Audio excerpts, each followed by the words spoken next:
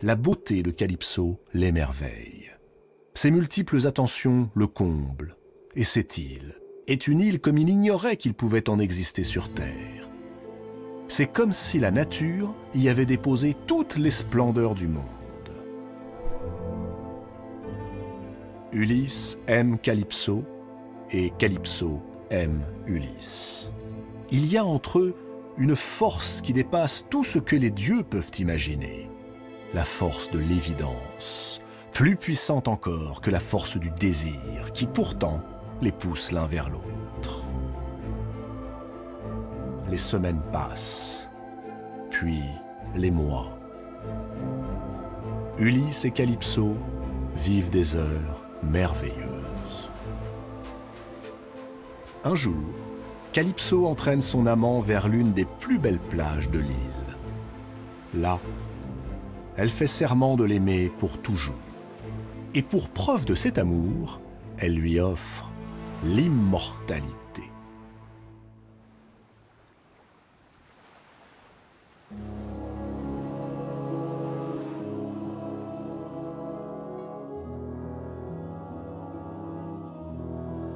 Calypso est elle-même immortelle, par nature. Les sources, les grottes, les plages lui obéissent, et elle a décidé d'en faire, sur cette île, des lieux de bonheur et de félicité. Mais que fera-t-elle de toute cette beauté, une fois que l'âge aura emporté son bien-aimé Ulysse loin d'elle? Elle peut lui offrir ce que tout homme, pense-t-elle, désire plus que tout: l'immortalité.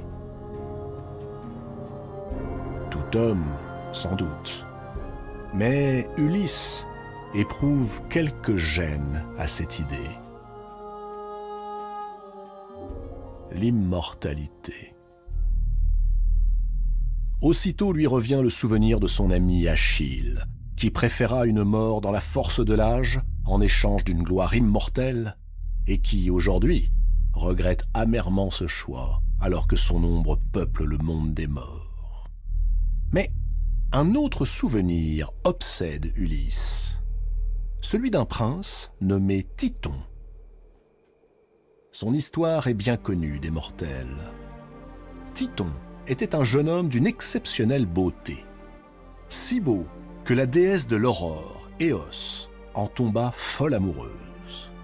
Un beau matin, elle l'enleva et l'emporta avec elle en son royaume. Mais seules les déesses et les dieux vivent éternellement, pas les mortels.